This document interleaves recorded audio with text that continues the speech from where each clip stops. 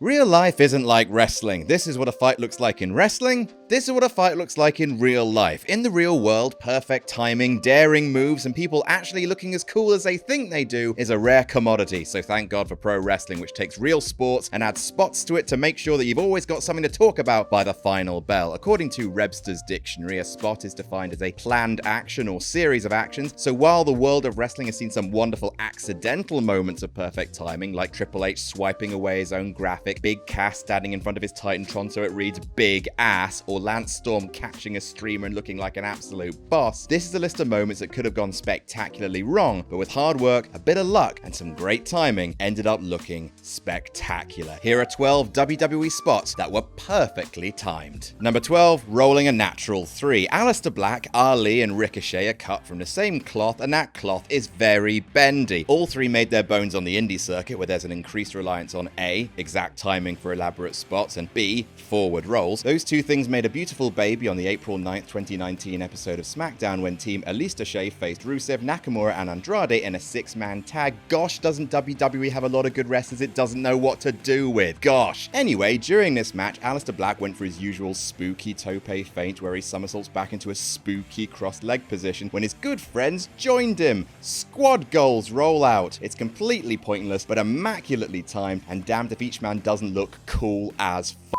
Number 11, Claymore money, Claymore problems. Drew McIntyre sure knows what he's doing, doesn't he? Not only does he have this lovely face, this Vince McMahon monsoon dream of a body, but also he's nippy as a bastard, especially when it comes to his finisher, the Claymore Kick. He's had some beautifully timed kicks in the last few years, ousting Brock from the Rumble to a monster pop, the little sweetheart at Extreme Rules where he kipped up into a Claymore on Ziggler, but so far his best work has to be the Claymore to Seth Rollins at Hell in a Cell 2018. In a tag match pitting Drew and Dolph against Seth and Dean, the closing spot is Rollins hitting his superplex Falcon Arrow on Ziggler, but just before he hits the second part, Drew slides in the ring, hits the Claymore, slides out as Dolph lands on Seth for the pin. For a finish with a lot of moving parts, it's timed to absolute perfection. Number 10, Bray calls in a dog strike. The Fiend is, by and large, cool. But did you know that Bray Wyatt also used to be cool? Fun fact, before he was projecting maggots on the floor like a boy trying to scare his sister out of his treehouse, or having a spooky fridge, or throwing a doily on his f***ing head to cosplay as a dead nun, he actually had one or two moments of being rad. The raddest of Wyatt's moments was an all too brief face run in 2016, 2 weeks after Mania 32. Wyatt teamed with Roman Reigns to face the League of Nations to main event Raw. The closing spot was Wyatt hitting Del Rio with Sister Abigail, and as he pinned him, Reigns hit Sheamus with a spear. What makes the spot amazing is that just before Roman drills Lobster Head, Wyatt points 2 fingers at Sheamus like Wyatt is sicking his big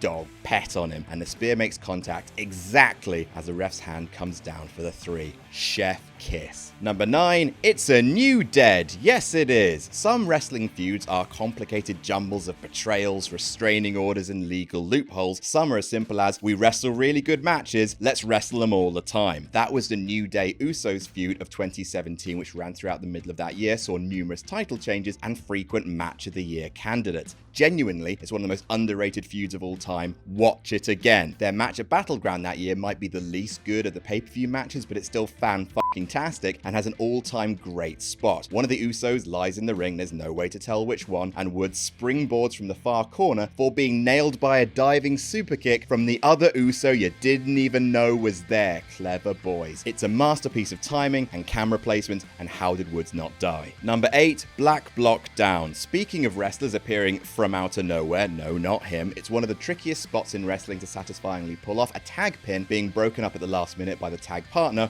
running into the ring. Sometimes the partner arrives too early and doesn't quite hook you in as a false finish. Sometimes the partner arrives too late and the ref either has to slow their count or the person being pinned has to awkwardly kick out. But sometimes it happens just right and it's beautiful. NXT TakeOver New York, according to many the best takeover of all time, opened with War Raiders taking on Ricochet and Aleister Black. TakeOver prides itself on beautiful false finishes, and they don't come as good as Raiders hitting Ricochet with their springboard clothesline German suplex thing before both jumping on him, so it's even more convincing as a false finish before literally at the last possible moment before the ref's hand comes down for the 3, Black drops into shot hitting a coup de grace. The last possible moment. Number 7, sit up, kip up. Ironically, the most beautifully timed moment in Royal Rumble history was the botched ending of the 2005 Rumble. Seriously, how'd you up that good. However, in terms of planned Rumble goodness, few Rumbles end as brilliantly as 2007. The unofficial prequel to their WrestleMania series, Michaels and Taker wrestled as the final two of that Rumble, and it was wonderfully tense, but the best, most iconic moment happened a few minutes before the final elimination. Team Rated RKO were about to hit Ebenezer Booge with a concerto when Michaels sneaks in, clears out Orton, clears out Edge, then collapses with both men lying prone next to each other. Number 6, Brock Lesnar. Brock Lesnar is the best in the world at a few things: hunting asteroids by kicking deer into deep space, looking like a one-to-one scale model of an orca crafted out of white chocolate ice cream bars, and taking Cthulhu to Suplex City. But something he never gets enough credit for is that he is the best kick-out artist in the business. Seriously, a perfectly timed kick-out can be one of the most exhilarating things in the world, and except maybe Kurt Angle, no one has mastered the 2 9/10 kick-out as well as the Beast. Some of his best work includes kicking out of Reigns' 2 spears at WrestleMania 31, kicking out after severely concussing himself at Mania 19, that probably popped the boys in the back, and this, his masterpiece against Daniel Bryan at Survivor Series 2018. Genuinely creeping towards being my favourite match of all time, Lesnar destroys Daniel Bryan for ages before a lucky break allows Bryan to kick him in the dick. With how Bryan won the WWE Championship 5 days earlier fresh in the minds of the fans, Bryan hits the running knee, Brock falls backwards, however Brock's too near the rope, so he repositions himself further into the ring, which just serves to make this seem even more like the finish, before kicking out at the last possible moment as everyone in that building screamed. Number 5, catch of the day. Some spots just seem too risky to have made it past the planning stages. The match between The Rock and the Shamrock at Survivor Series 98 had just one of those spots. It's not risky because it was dangerous, it just relied on every single person being in the right place at the right time, and if even a single thing went wrong, the finish would have gone from being super cool to super embarrassing. At the end of the match, Big Boss Man jumps onto the apron to distract the ref. As he does, he throws his nightstick underarm towards Shamrock, however at the last possible moment, Rock plucks it out of the air and nails Ken with it before covering him for the win. If Rock had dropped the nightstick, if Boss Man had thrown it wrong, if Shamrock wasn't in position, it would have looked so sloppy and contrived and awful. As it happened, God smiled on Vince McMahon for the last time, and it ended up being one of the coolest finishing spots of the Attitude Era. Number 4, Bittersweet Chin Symphony. Shawn Michaels introduces his foot to people's faces more than a pushy mother introduces the neighborhood boys to her unimpressed daughter. The super kick is a move that already demands expert timing, bringing the foot to the face at the same time as the hand slaps the leg to create that iconic sound. HBK's hit some amazing sweet chin musics over the years, but the sweetest have to be the ones he hit on Shelton Benjamin and Rey Mysterio. It's the exact same spot done twice, and each time to eye-watering brilliance. The first happened on Raw in May 2005, and as good old JR would say, oh my god in heaven. They repeat the spot 5 years later on SmackDown in somehow even more of a gruesome murder. Rey springboards into the kick, but the way his head snaps back like he's been shot with a fucking sniper rifle, these are heartbreak kicks indeed. Number 3, Cirque de Ricochet. I do good super kicks, says HBK. Hold my Yingling traditional lager, says Adam Cole. If the last few years of NXT has taught us anything, it's that Cole might just be the successor to HBK. Not necessarily in terms of just super kicks, although he's really good at them, but in terms of being the most reliable performer in the company in terms of nailing an important spot when it really matters, and doesn't come much bigger than super kicking a dude when he's upside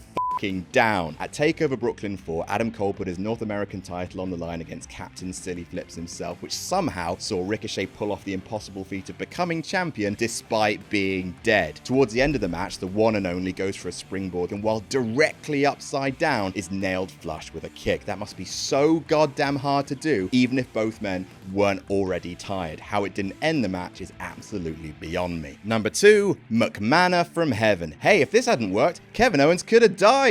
LOL? Shane McMahon had a real dumpster fire over the last 2 years as an in-ring performer. He complicated the Kevin Owens-AJ Styles feud. He complicated Daniel Bryan's return. He continually beat The Miz for reasons that still remain unclear. He was the last man eliminated for the SmackDown Survivor Series men's team 2 years running for reasons that still remain unclear. And he became the official best wrestler in the world, all while sweating enough fluids to drown a family of wolves. However, there were some good moments, namely at Hell in a Cell 2017 where he wrestled Kevin Owens and leapt from the top of the cell as Sami Zayn rescued KO RKO at the last moment. Genuinely, the timing on this spot is jaw-dropping. To keep disbelief suspended, Sami and KO only start moving while Shane is in midair, and you can see that Kevin's butt only just leaves the table before it explodes as McMahon plummets past him. If the timing had been even a bit later, Shane could have landed on KO's head, but as it is, it's a phenomenal bit of business. And number 1, Born to Die. Oh yes, this very much. What else could top this list other than the outer nowhereingest move being hit from the most outer nowhereingest place? The RKO has to be in contention for the greatest finisher of all time, and that's in no small part down to the fact that Randall Keith Orton can hit it with an almost supernatural level of precision. There's that RKO to Seth Rollins, there's that RKO to Carlito, but nothing tops that RKO to Evan Bourne. Honestly, when he can be asked, there's few spot performers better than Randy Orton. He just has, especially when it comes to RKOs,